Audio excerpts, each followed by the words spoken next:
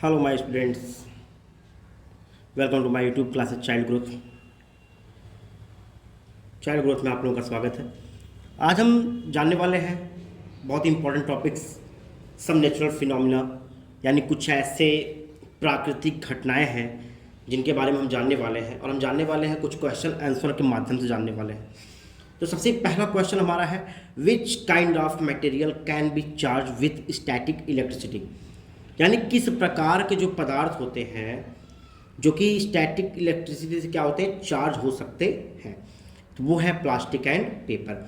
आप देखे हो ना कि पेपर को आप लोग रख के कंघी से, यानी कंघा जो आप लोग के पास रहता है, कॉम रहता है, उससे आप लोग क्या करते हैं, पहले बालों में रगड़ते हैं, फिर रगड़ने के बाद पेपर को क्या करते हैं, टच करते हैं। तो वहाँ से क्या होता है कि कुछ इलेक्ट्रिसिटी क्या होती है, मतलब वो जो पेपर होते हैं वो इसमें चिपक जाते हैं, चिपकते हैं ना। तो वो आप लोग क्या करते हो, उसको देखते हो। चलिए मैं आप लोगों को एग्जांपल से दिखाता हूँ। यहाँ पे मैंने कुछ कागज़ के छोटे छोटे टुकड़े रखे हैं, ठीक है। अब मैं इनको अपने हेयर में रब करके इसको देखिए, अभी उठाऊंगा, देखिए ये देखिए, ये देखिए, ये देखिए, ये देख रहा ना, ये पेपर का टुकड़ा देखिए इसमें लगा हुआ है।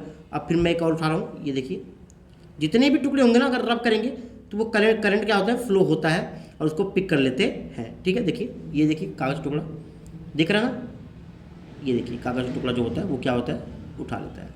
तो इस तरह से इसको कहते हैं कि कौन सा चार्ज कहते हैं, इसको कहते हैं भाई स्टैटिक चार्ज, ठीक है, जो कि पेपर में और प्लास्टिक में ये करंट प्रवाह होते हैं, रगड़ करने से मतलब उत्पन्न होते हैं। सेकंड क्वेश्चन देखते हैं, what is the rapid flow of charge between the two oppositely charge clouds called, यानी कौन सा ऐसा चार्ज जो बहुत तेजी के साथ फ्लो होता है, ठीक है ना, तो उसको हम कहते हैं इलेक्ट्रिक डिस्चार्ज। ये ऐसे चार्ज होते हैं जो कि बहुत तेजी के साथ फ्लो करते हैं, यानी प्रवाहित होते हैं।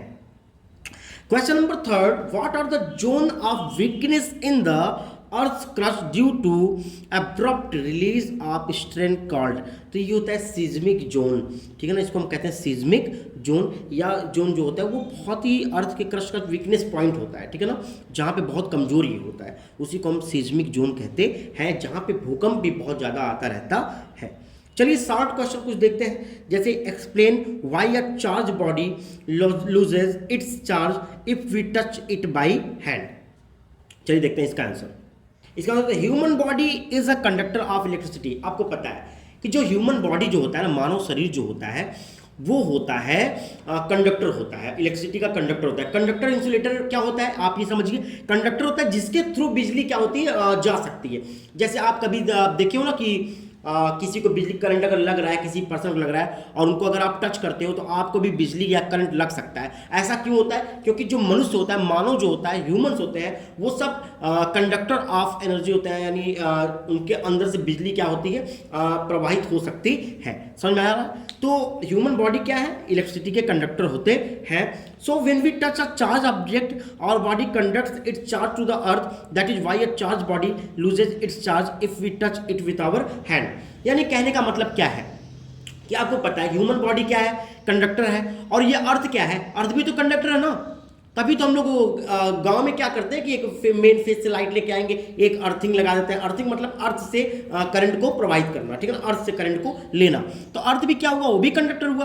तो जब हम ना अपने हाथ से किसी भी चार्ज चीज़ों को जब टच करते हैं ना, तो वो क्या होता है कि हमारे शरीर के थ्रू, क्योंकि हमारा शरीर क्या है, कंडक्टर है, तो हमारे शरीर के थ्रू वो जो चार्ज होता है ना वो पृथ्वी में चला जाता है, ठीक है ना। अर्थ उसको क्या करता है, ऑब्जर्व कर लेता है। इस प्रकार से जो चार्जेस होते हैं वो अपनी जो चार्जिंग होता है उसको लूज कर देते हैं, ठीक है ना, उनकी बॉडी क्या होती है, लूज हो जाती है, चार्ज माइनस हो जाता है। समझ में आ गया सबको? चलिए क्वेश्चन नंबर सेकंड देखते हैं, what do you understand by charging by friction, यानी फ्रिक्शन से आप क्या समझते हो, इस चार्ज को क्या समझते हो।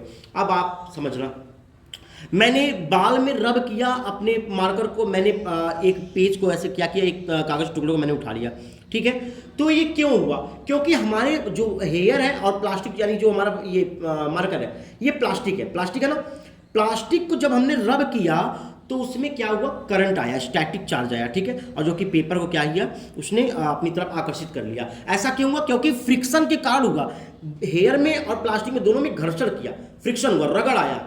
जब रगड़ करने के बाद अब उसमें इलेक्ट्रिक चार्ज क्या हुआ, उसमें उत्पन्न हुआ। तो यहाँ पे लिखा है when two different insulating materials are rubbed, जब दो अलग अलग प्रकार के इंसुलेटर ऑब्जेक्ट, ठीक है ना, जिनमें करंट प्रवाहित ना हो, आपस में रगड़ खाते हैं, तो electrons get transferred from one body to another, तो इलेक्ट्रॉन जो होते हैं एक दूसरे में क्या होता है, ट्रांसफर हो जाते हैं।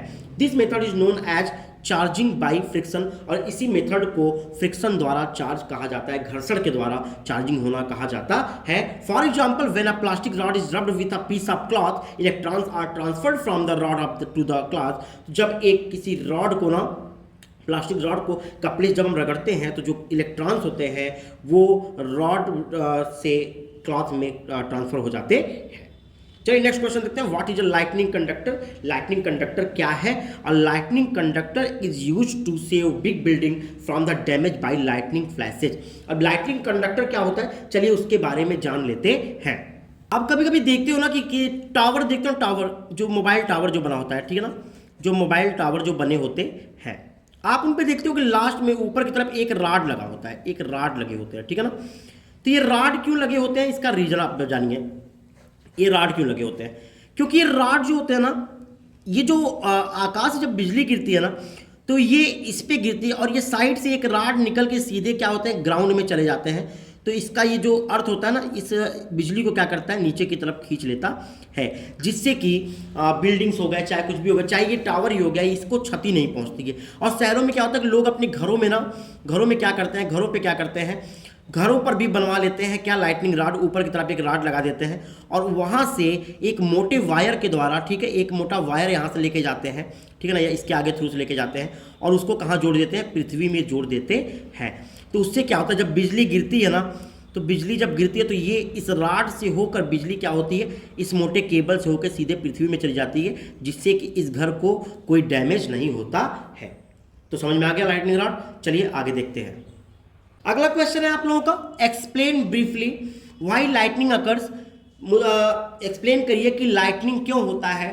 तो मैंने लाइटनिंग के ऊपर एक वीडियो बनाया हुआ है, वो अपलोड किया है, आप लोग जाके देखिए, बहुत ही अच्छी वीडियो है कि बिजली क्यों चमकती है, बिजली में आवाज़ कैसी आती है, चमकने के बाद आवाज़ कैसे आती है, लाइट की स्पीड क्या होती है, इसके बारे में मैंने एक वीडियो बनाया हुआ है। फिर मैं इसको पढ़ देता हूँ। When a charge cloud passes over an underground clouds uncharge clouds, the uncharge clouds obtain an opposite charge. Later when two oppositely charged clouds come close to each other, they attract and strongly combine to produce large amount of heat, light and sound, thus causing lightning. ठीक है, तो इसके बारे में मैंने एक video बनाया है, आप जाके उसको देखिए, आपको तुरंत समझ में आ जाएगा कि लाइटनिंग क्यों होती है। चलिए अगला क्वेश्चन देते हैं कि suggest 4 measures to protect ourselves from lightning, यानी कोई 4 ऐसे तरीके बताइए जिससे कि हम लाइटनिंग से बच सकते हैं। तो वो तरीका है, सबसे पहला, never lie flat on the ground, कि कभी भी ग्राउंड पे फ्लैट नहीं होना चाहिए, फ्लैट नहीं लेटना चाहिए। अगर बिजली चमक रही हो तो आपको लेट नहीं जाना चाहिए, क्योंकि आपको पता है कि जितना वो एरिया कवर आप करेंगे उतने ही आपके ऊपर गिरने के चांस बिजली ज़्यादा है। इसलिए कभी भी ओपन सरफेस हो तो वहाँ पे सिर्फ आपको बैठ जाना चाहिए, वहाँ पे कान बंद करके सिर्फ बैठ जाइए। और अगर ज़्यादा पर्सन है, ज़्यादा लोग हैं, 2 से 3 लोग हैं, तो आपस में कम से कम 100 फीट की दूरी आपस में बनाइए, नहीं तो आप लोगों पर बिजली गिरने की संभावना ज़्यादा रहती है। Number 2, avoid open vehicle such as motorcycle, यानी कोई भी ओपन अगर व्हीकल्स है, उसके ऊपर कोई छत नहीं है, जैसे 2 व्हीलर हमारे हो गए, तो उस पर अवॉइड करना चाहिए, उससे दूर रहना चाहिए, क्योंकि बिजली गिरने की संभावना उस पर ज़्यादा होती है। Number 3, stay away from tall structure such as trees and telephone and electricity poles. और आपको मैं ये भी बता दूं कि ज़्यादा अवॉइड करिए कि आप किसी पेड़ के नीचे हैं या किसी पोल्स के नीचे हैं, इन सब जगह पे, क्योंकि जब बिजली गिरती है ना तो ऊंचाइयों को ज़्यादा ढूंढती है कि कौन सा सामान ऊंचा है और कौन सा कंडक्टर है, बिजली का कंडक्टर क्या है, तो उस पर वो क्या करता है, बिजली बहुत जल्दी गिरती है। इसलिए जितने भी टॉल चीज़ें हैं, जैसे कि ट्री हो गए, पेड़ भी आपको पता है कंडक्टर है, आपको ये भी पता है टेलीफोन जो होता है, इलेक्ट्रिसिटी पोल जो होते हैं, ये सब भी क्या है, इन कंडक्टर होते हैं। तो इन सब जगह से दूर होनी चाहिए। कहने का मतलब जितने भी कंडक्टर चीज़ें होती हैं जिनमें बिजली प्रवाहित हो सकती है, जो कि लंबे होते हैं, तो बिजली गिरते समय उन सब के पास नहीं होना चाहिए। नंबर 4 पॉइंट क्या है, stay away from open spaces such as parks. Playground, ponds, lakes etcetera, यानी जितने भी ओपन एरिया होते हैं जैसे कि पार्क हो गए, जैसे कि प्लेग्राउंड हो गए, पॉन्ड्स तालाब हो गए, लेक्स हो गए, इन सब जगह पर बिल्कुल भी नहीं रहना चाहिए, क्योंकि ये जितने भी ओपन जगह होते हैं वहाँ पर बिजली गिरने की संभावना बहुत ज़्यादा रहती है। और स्पेशल जो पॉन्ड्स होते हैं, वाटर सोर्सेज होते हैं, वहाँ तो बिल्कुल भी नहीं होना चाहिए, क्योंकि वाटर जो होता है वो बहुत ही ज़्यादा कंडक्टर ऑफ इलेक्ट्रिसिटी होता है। ओके, चलिए देखते हैं लास्ट क्वेश्चन, और हमारा क्वेश्चन नंबर 6 क्या है। क्वेश्चन नंबर 6 हमारा है, describe with the help of a diagram and instrument which can be use to detect a charge body.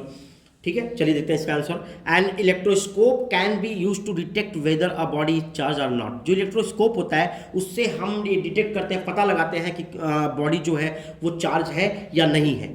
In an electroscope 2 metal foils are hanged with the help of a conductor in the glass jar with lid. When a charged body touches this conductor, then its charges get transferred to the metal foil and they separate due to like charges. This so that an electroscope detects charges. तो ये था आप लोगों का question number 6। तो मैंने आप लोग बताया नेचुरल फिनोमिना के बारे में, कुछ इसके बारे में मैंने आप लोगों को समझाया और साथ में बहुत सारी चीज़ें एक्सप्लेन किया है। तो आप लोग के वीडियो बिल्कुल पसंद आया होगा। अगर आप लोगों के वीडियो पसंद आया तो वीडियो को लाइक करिए और साथ साथ साइंस से कुछ अच्छे अच्छे टॉपिक्स को सीखते रहिए। मिलते हैं आप लोगों से नेक्स्ट वीडियो में, तब तक के लिए बाय बाय स्टूडेंट, अपना ख्याल रखिएगा।